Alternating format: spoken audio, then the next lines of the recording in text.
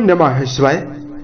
दोस्तों, कर्क राशि वाले जातकों का इस चैनल पे स्वागत है। इस वीडियो में हम आपको बताने वाले हैं हमारे जीवन को सबसे ज्यादा प्रभावित करने वाले ग्रह है बृहस्पति अपनी राशि को परिवर्तित करने वाले हैं।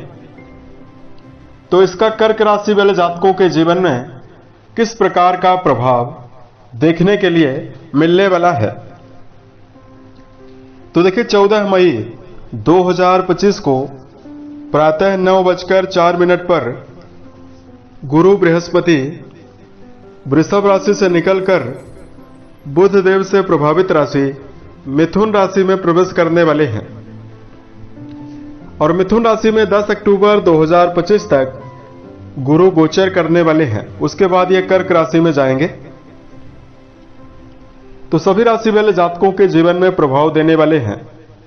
कर्क राशि वाले जातकों के जीवन में देवगुरु किन मामलों में सफलता देने वाले हैं और किन मामलों में आपको सावधान रहना है, ये जानकारी हम आपको देने वाले हैं। तो कर्क राशि वाले जातकों, बृहस्पति देव के बारे में यदि आपको जानकारी दिया जाए,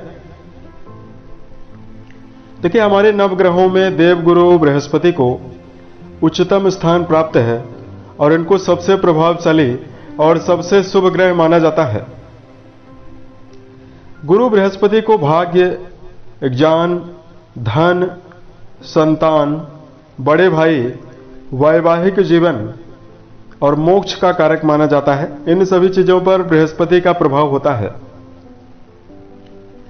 देवगुरु बृहस्पति जो है वो धनु राशि के स्वामी और मीन के स्वामी माने जाते हैं। कर्क राशि इनकी उच्च राशि है, वहीं मकर राशि इनकी नीच राशि मानी जाती है। और जब भी किसी व्यक्ति की जन्म कुंडली में बलवान होते हैं, प्रभावी होते हैं, तो कई प्रकार की अनुकूलता, सफलता देने का भी जीवन में काम करते हैं। गुरु अगर कुंडली में बलवान हो तो व्यक्ति के जीवन में ज्ञान की परिपूर्णता होती है। व्यक्ति अपने जीवन में अपने व्यवहार और अपने बुद्धिमत्ता के द्वारा सभी को प्रभावित करने में सफल होता है। बृहस्पति के बलवान होने पर व्यक्ति के जीवन में नाम, शोहरत, सफलता, धन, संतान तथा उत्तम वैवाहिक जीवन की प्राप्ति होती है। गुरु बलवान हो तो जहां जातक को उत्तम जीवन साथी मिलता है, वहीं उत्तम संतान का सुख भी देखने के लिए मिलता है। लेकिन यही बृहस्पति अगर कुंडली में नेगेटिव और पीड़ित अवस्था में विराजित हों तो जीवन में लगातार मान सम्मान की कमी का सामना करना पड़ता है। गुरु के पीड़ित होने पर पेट की बीमारी, अंतड़ियों के रोग, मानसिक समस्या, पीलिया की बीमारी, हार्निया की बीमारी शरीर में देखने के लिए मिलती है। बृहस्पति के पीड़ित होने पर व्यक्ति को मानसिक समस्याओं का सामना, कर्जों का सामना जीवन में करना पड़ता है और व्यक्ति की सामाजिक रूप से जो छवि होती है वो काफी ज्यादा धूमिल हो जाती है। यानी मान सम्मान का हानि होती है, मान सम्मान के नुकसान की संभावना जीवन में रहती है। अब आइए हम आपको बताते हैं कर्क राशि वाले जातकों के जीवन में देवगुरु किस प्रकार का परिणाम जीवन में देने वाले हैं। तो यह जानकारी आपके चंद्र राशि के ऊपर प्रभावी रहने वाली है, तो आप इसे इसी आधार पर देखें। तो कर्क राशि वाले जातकों, जो देवगुरु बृहस्पति हैं वो आपके भाग्य भाव के भी स्वामी हैं और आपके रोग भाव के भी स्वामी माने जाते हैं। जो 14 मई को मिथुन राशि में जाएंगे और आपके व्यय भाव में 12वें भाव में जाने वाले हैं। कुंडली का जो 12वां घर होता है उससे हॉस्पिटलाइज खर्चों के बारे में, हानि के बारे में, सैया सुख के बारे में, विदेश के बारे में, बाई नेत्र के बारे में और कोई मुकदमा होता है उसके बारे में विचार किया जाता है। देखिए, आपके 12वें घर में विराजित रहने वाले हैं तो इनकी 5वीं दृष्टि आपके सुख भाव पर जाने वाली है, 7वीं दृष्टि आपके रोग भाव पर जाने वाली है और 9वीं दृष्टि जो है वो आपकी राशि के आयु भाव पर जाने वाली है। तो देखिए, कर्क राशि वाले जातकों के जीवन में यहां पर गुरु बृहस्पति मिथुन में जाएंगे तो कई प्रकार का परिणाम आपको देने वाले हैं। बृहस्पति देव 12वें घर में विराजित रहने वाले हैं, तो सबसे पहले कर्क राशि वाले जातकों के जीवन में घरेलू जिम्मेदारियां जीवन में बढ़ने वाली है। देवगुरु बृहस्पति देव आपके छठे घर के स्वामी होकर 12वें भाव में रहेंगे, तो प्रभावशाली विपरीत राजयोग जरूर रहने वाला है। यदि आप अपने विचारों को, अपनी ऊर्जा शक्ति को संभाल कर प्रयोग करते हैं, सही दिशा निर्देश के साथ सही डायरेक्शन में यदि आप कर्म क्षेत्र के मामले में कार्यरत रहते हैं, तो आपको करियर के मामले में बड़ी सफलता मिलने वाली है।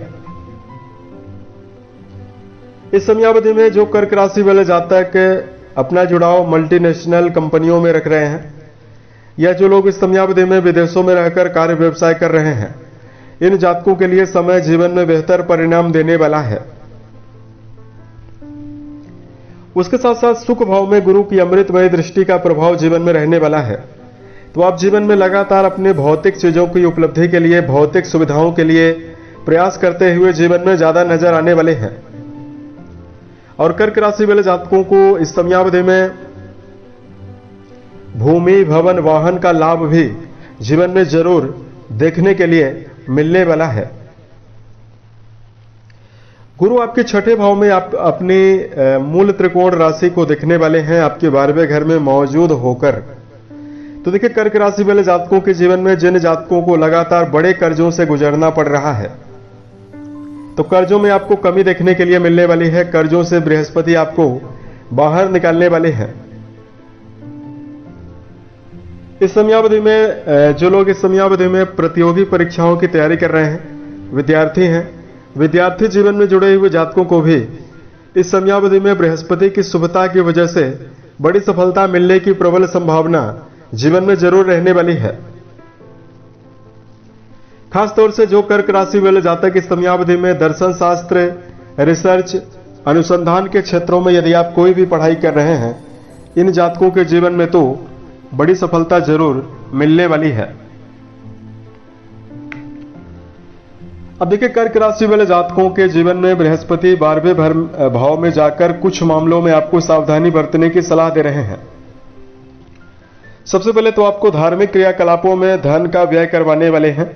तो धार्मिक मामलों में आप व्यय जरूर कर सकते हैं, लेकिन कर्क राशि वाले जातकों को इस समयावधि में लॉटरी, शेयर बाजार, सट्टा, इसमें यदि आप जीवन में धन का निवेश करना चाहते हैं, तो यहां पर आपको धन का निवेश करते समय सावधान भी रहना है।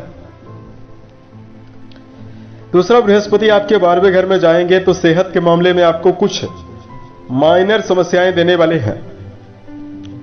जैसे बहुत सारे कर्क राशि वाले जातकों को काम की अधिकता की वजह से पेट की समस्या परेशान करने वाली है, कंधों का दर्द, और इस समयावधि में जिनकी उम्र 50 वर्ष से अधिक है, उनको घबराहट की समस्या देखने के लिए मिलने वाली है। आंखों में बहुत सारे जातकों को चश्मा चढ़ सकता है, क्योंकि 12वें भाव से नेत्र के बारे में, बाईं नेत्र के बारे में विचार करते हैं। तो यहां पर आपको सेहत का अच्छा ख्याल रखने की आवश्यकता आने वाले अक्टूबर 10 तक रहने वाली है। यानी 10 अक्टूबर तक सेहत के मामले में विशेष सावधानी रखने की आवश्यकता जरूर रहने वाली है। आपको इस समयावधि में मिनरल वाले भोजन का सेवन करना चाहिए, वाहन चलाते समय सावधान रहना चाहिए, और नियमबद्धता पूर्वक आपको चलना है। यदि आपके लिए धार्मिक उपायों की जानकारी दिया जाए, तो देखिए, धार्मिक उपायों की जानकारी दें उससे पहले हम कर्क राशि वाले जातकों को कुछ विशेष सावधानियों के बारे में जानकारी दे रहे हैं। सबसे पहले, कर्क राशि वाले जातकों, आपकी राशि चंद्रदेव से प्रभावित और जल तत्व से प्रभावित राशि है। ऐसे में आप लोग बहुत ज्यादा भावुक होते हैं। तो ऐसे में कर्क राशि वाले जातकों को भावना के आवेश में आकर कोई बड़ा निर्णय यदि आप जीवन में ले रहे हैं, तो आपको जीवन में बचना चाहिए।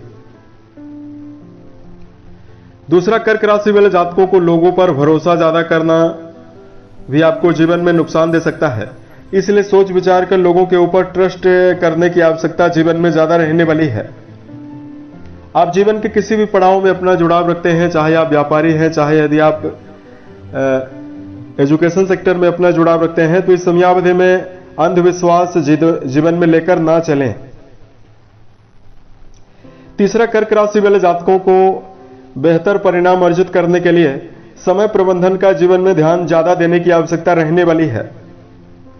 देखिए, भूतकाल में गया हुआ समय भविष्य में वापस कभी नहीं आ सकता, इसलिए कर्क राशि वाले जातकों को अपने समय का दुरुपयोग करने से भी बचने की प्रबल आवश्यकता जीवन में रहने वाली है।